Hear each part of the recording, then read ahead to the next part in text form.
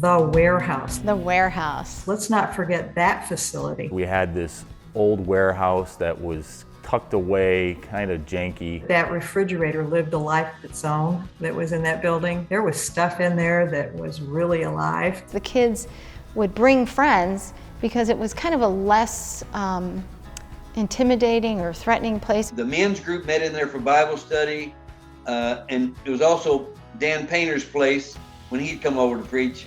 It was his place to go practice his sermon. It was just great getting to love on the kids and encourage them in their growth, you know, and seeing kids getting saved.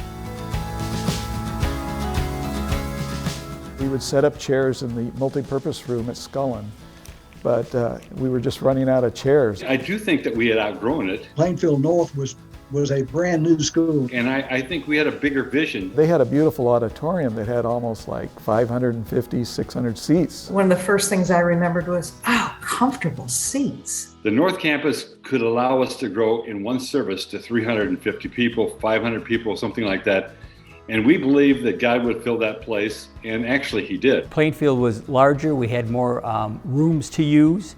We were a little more spread out. And the folks that worked with us were just fantastic. It was really a good relationship that we had. There were a lot of benefits. It got us closer to where we were ultimately going to be physically, which is always important when you're trying to connect with the people in that area. And then we went out, knocked on doors to talk to people and said, hey, we're new in the area. We're now meeting at Plainfield North.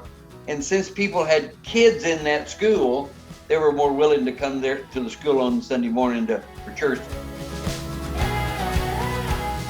God bless those guys for their faithfulness. I mean, just week in, week out, up before dawn. I never felt that it was a burden. I always felt that this is what God had called me to do. I enjoyed doing it. It was the most productive 6 hours of my week. When we got over to the high school, the elders sat down with the deacons, and it was Mike Baker who really drove the whole connection with schools. Our life group, and we gave the idea. The first Christmas Caring was in this really old warehouse, and Leslie Wiseman then took it and ran. She said, Mike, I've got visions for this. And the best way for us to do that was to work through the schools to serve people's children. So when you look at the Christmas Caring and being able to bless, that came out of Plainfield North because we were connected to this school, and we said, if we're in the school, how can we bless the community? How can we bless this school? To be the hands and feet of Jesus to kids in our community through the schools. We would work with the PTA and various other organizations to help service their events. God always puts His church in the community, not to just be inside. Yes, we gather together, but the whole point is the mission. We just started hearing God say, listen, you guys are thinking small. You need to think bigger. How do we develop relationships with administration and with teachers and with families in that context? We learned a lesson again about how much we can do when we come together. And then for the recipients, I mean, we have people who are at Grace Point today because they were served through that ministry. And they just really saw the love of Jesus.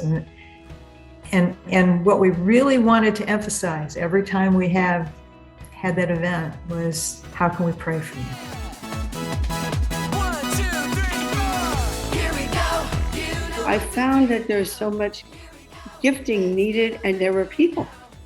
And so I did have to tap. I pray, and then somebody's name many times would come to my mind, and I'd go and approach them and I'd say, hey, we have this need. What do you think? We did launch VBS, and that program today where you look and see what we're able to do every year here for VBS in the community, that was launched out of Plainfield North High School with Alice, Carter, and the team. To have a place for the kids to come, so the kids would come and they would feel welcome. And it takes a lot of people. It takes a lot of people, and so I kind of slowly grew into feeling comfortable enough to say, you know, we've got these kids, but we also need people. And I felt that if God has brought the children, He must be going to provide the staff. He's never failed. His faithfulness is always there. We just need to be obedient to that calling. And when we get that nudge, we've got to just pray it through. And if we know it's the Spirit talking to us, go.